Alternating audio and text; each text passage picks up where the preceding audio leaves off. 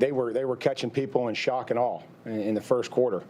And again, I thought we did a great job. I thought that the players understood the scheme, some of the keys of trying to stop him. And you saw where he gained yards. They were getting him into between the hashes and the numbers. And when we defended, from number to number and made them go laterally, they weren't big plays. And then we were able to get some stops. And could have been a lot better if we were able to, get them off the field on some of those third and long situations, but we didn't. And we played great red zone defense. I don't know how difficult it's going to be or how long it's going to be, on my mind or whatever. But like I said, we just got to get ready for next year. But like I said, everybody hate losing.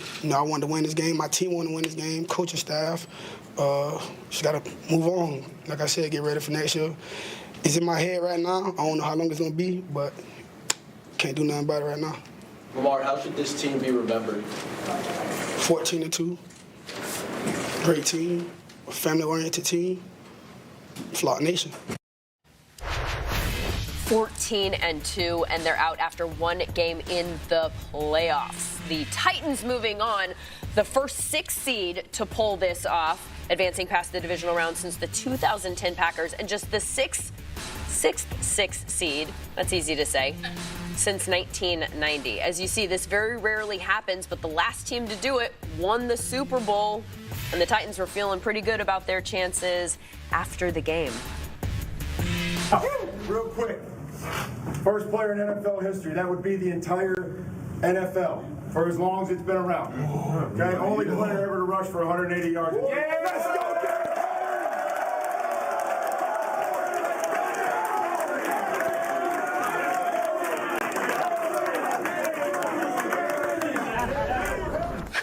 That's awesome. Let's put the crown on. If you want to crown them, should we start talking about them as a legitimate contender for this? I mean, I guess the answer now is obvious because they just knocked off the Ravens. But I feel like they're a team that it was like, okay, that's a great matchup for the Titans when they face the Patriots. But very few people thought that they were going to get past the Ravens.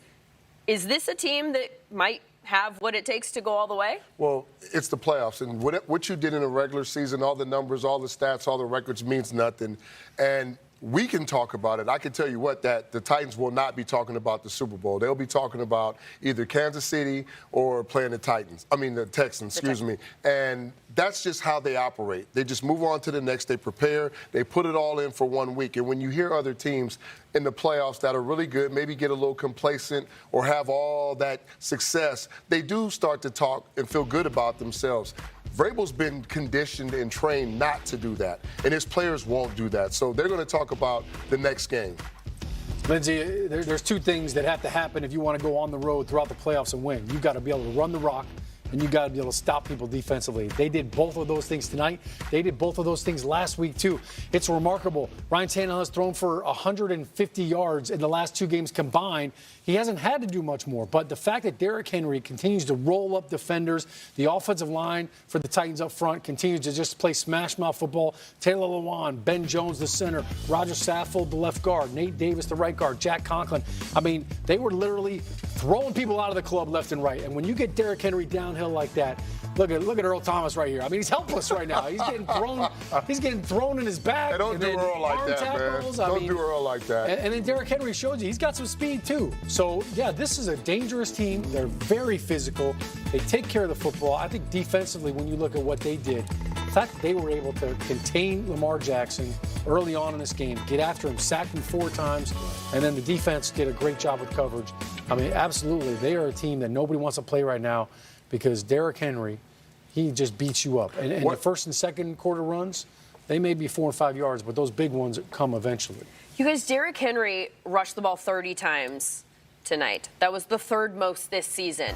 The other 2 that were more than that were both Derrick Henry games. In fact, they were the last 2 Derrick Henry games. Wow. He rushed for 34 attempts last week, and he rushed for 32 attempts in week 17. The dude just can handle the workload, apparently, right. And look at where he stands on this chart. Most rushing yards per game in a single postseason in the Super Bowl era. He is number 1 ahead of our guy, Terrell Davis. who has 156 yards on average. These numbers are silly, and he'll get a chance to add to it as John Harbaugh's Ravens will have to go home and figure out what to do better next year. I felt like this team was the best football team that it could be this year.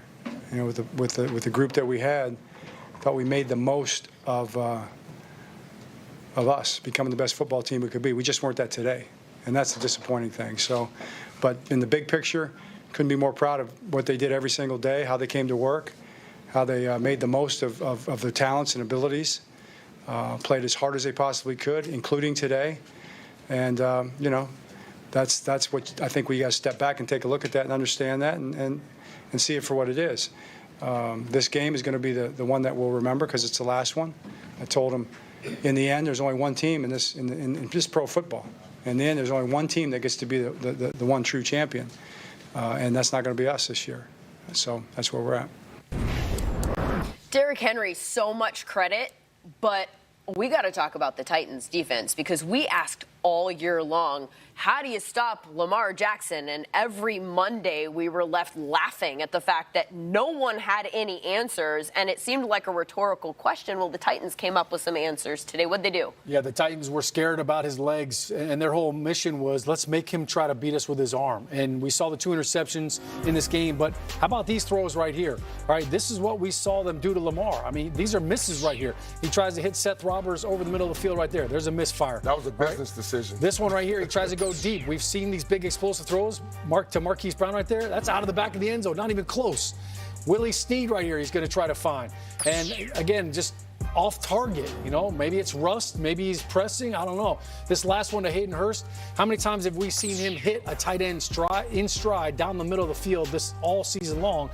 They were misfiring. Got to give credit to the Tennessee Titans. They did a great job. Kevin Byard, Logan Ryan, Kenny Vaccaro. They had a great game plan. They did a great job, but I feel like Lamar was off. The last time we saw him in a playoff game, he seemed a little bit off too last year against the Chargers.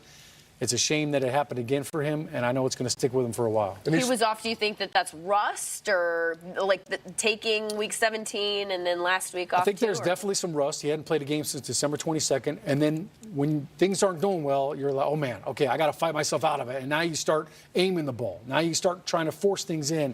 And I think that got him in trouble. Yeah, and being in sync and the continuity, like you talk about, like the timing, all those things. Some of the throws were behind the receivers. A lot of the receivers dropped passes, so it wasn't all on Lamar. But a lot of those things do play a role in not being out there for 2 weeks.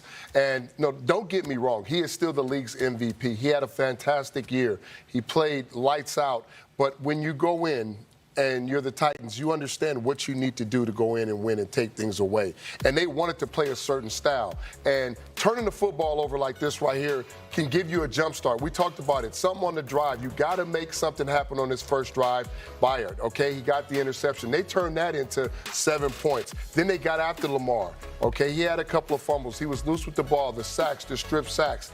And then the interception, and then the 4th and 1s. They were 0 for 4 on 4th downs. Now, that is really, really crucial because now that's a takeaway. That's probably points that, if you watch the Ravens all year long, turn into points. They went down and scored points, either a field goal or a touchdown. So they did a great job in that. And then red zone defense. Vrabel talked about it in his presser. 1 for 4 in the red zone. Make them kick field goals. Put this game on Tucker versus Lamar in this offense getting in the end zone. And they did a phenomenal job at doing that. Playing from ahead against the Ravens is different than playing from behind. And it showed that you could play a